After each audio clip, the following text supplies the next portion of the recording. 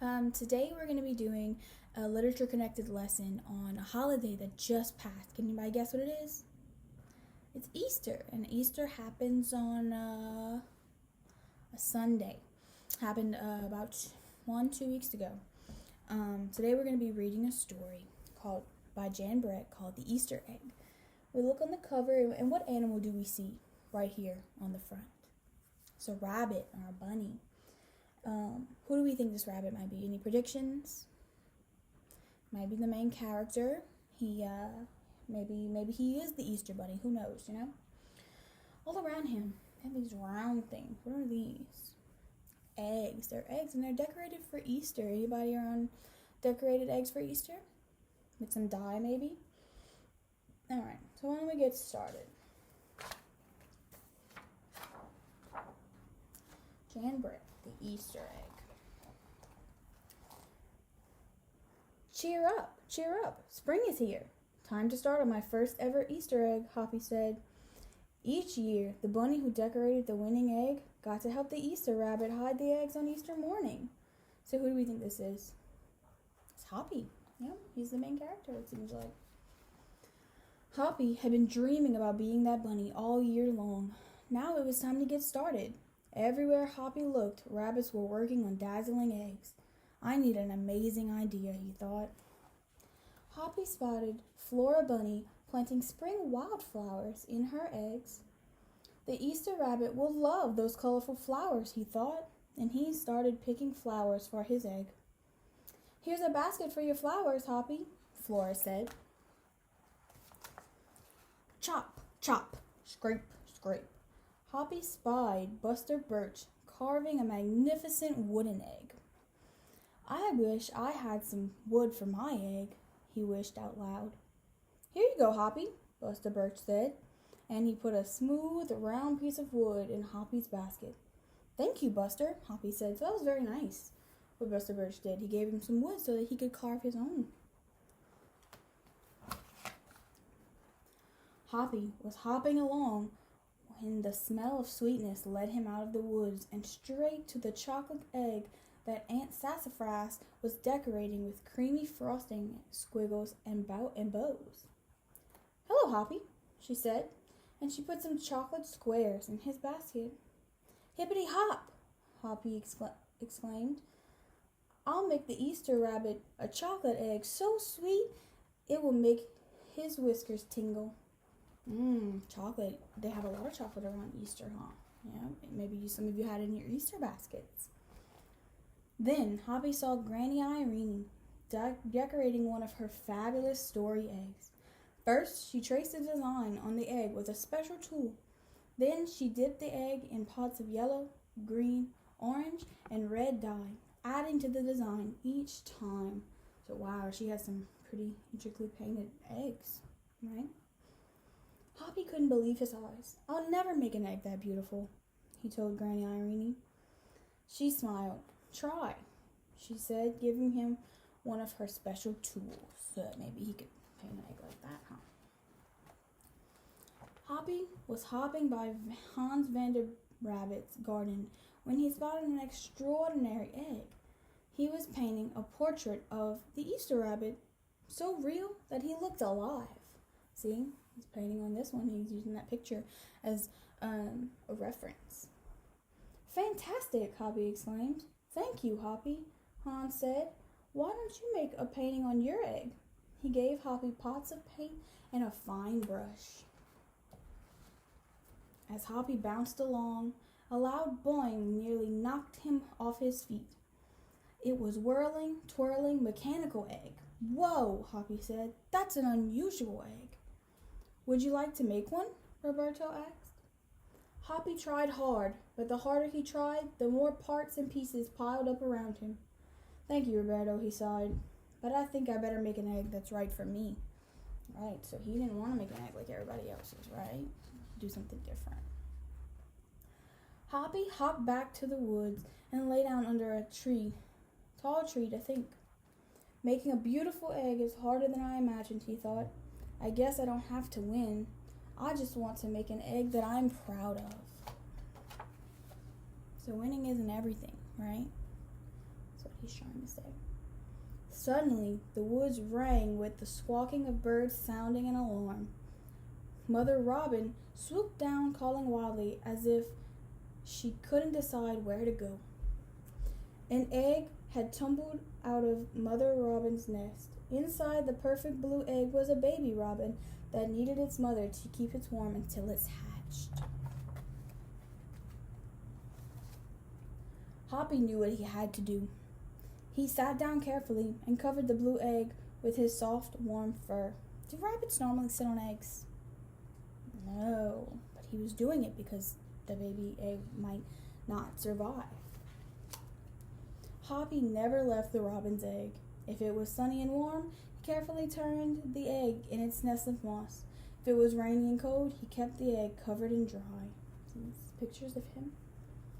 At night, wild animals passed by. Hoppy crouched down and stayed hidden in the ferns. Often he heard strange noises coming from above, but Hoppy didn't run away.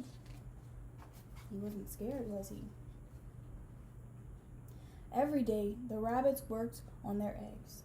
Tadpoles turned into frogs, buds swelled into leaves, and Easter came closer and closer.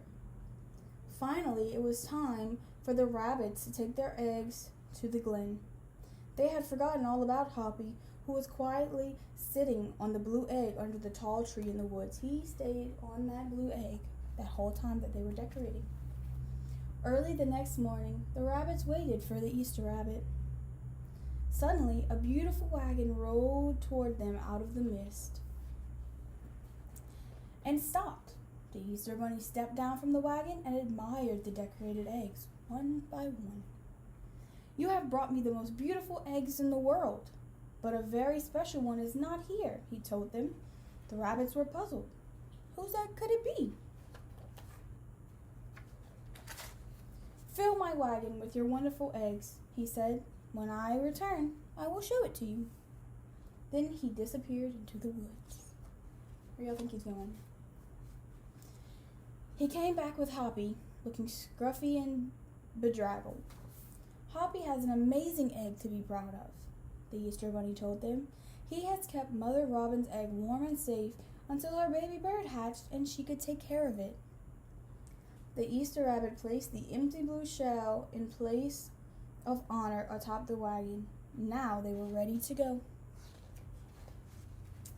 The rabbits cheered for the egg that had surprised them all. "It's our best Easter ever, Hoppy," they shouted.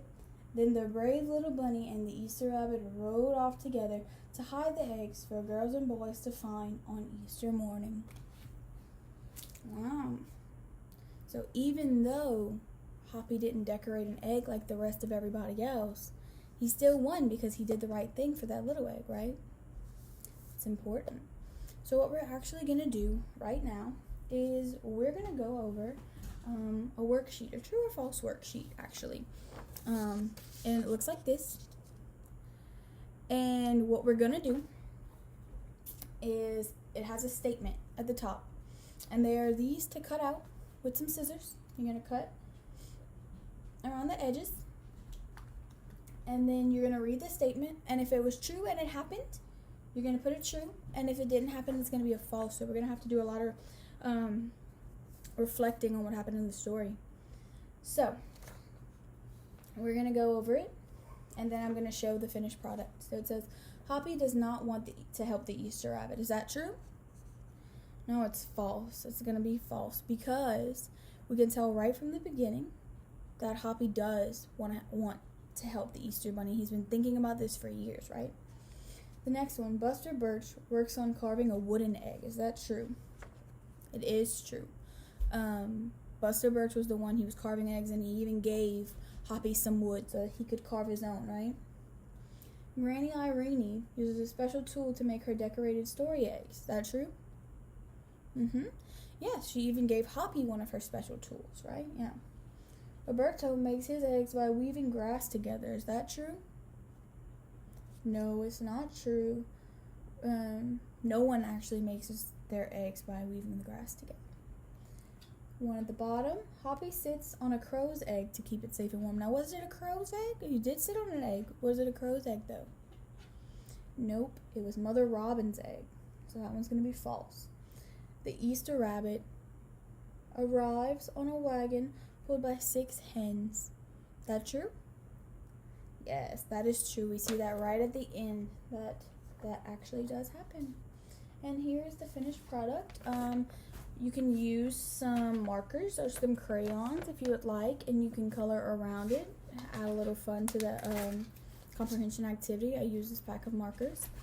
You cut out at the bottom and you just glue the answer true or false down each one. So this is my finished product. Okay. Next activity we're going to do is we're going to match the bunny to what they used to decorate their eggs. Okay. So the first one, Granny Irene, what did she use to decorate her eggs, right? She was dyeing eggs, right? Yeah. And then the next one is Roberto. What was he using to decorate his eggs? He was using metal parts. Remember, he walked past him in the forest, and he heard all the clanging and the machine working, and he tried to make one just like Roberto, but he was using too many parts, and he just wasn't getting it. Okay. Hans Vanderrabbit.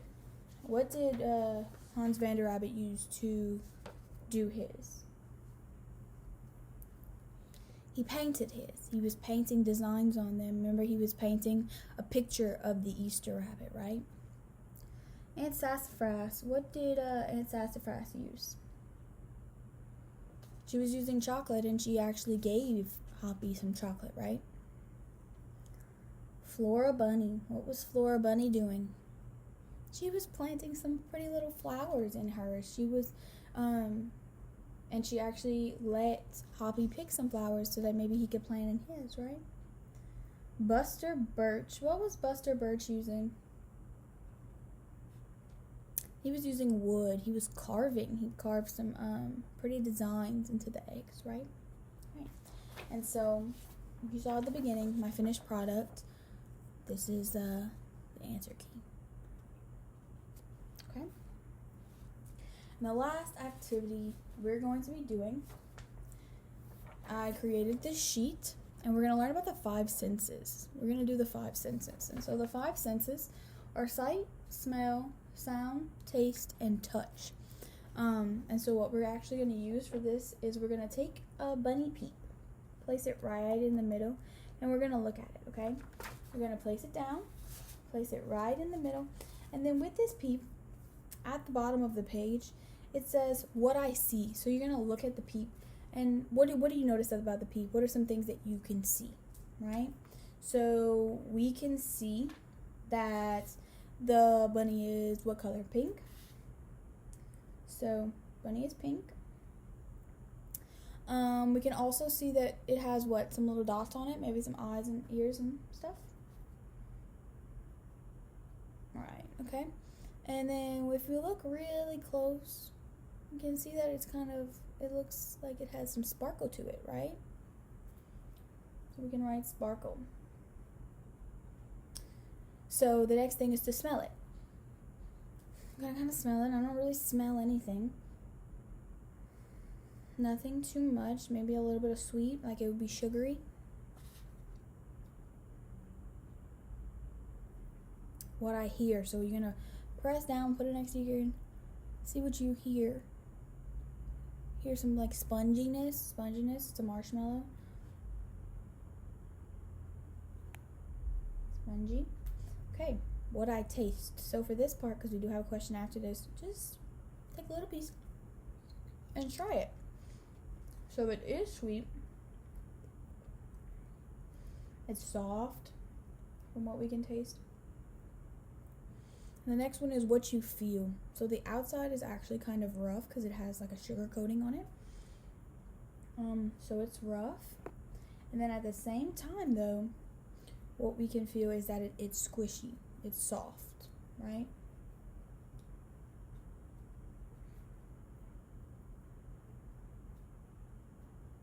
Right. And then at the end of the assignment, you can go ahead and eat your peep. If you want, you can go ahead when you put your peep down and trace it and color it That way, you can remember back when you look at this activity what you were looking at and how you got your answers, okay? That's going to be it for this little lesson. Hope y'all have a great rest of y'all day. Thank you.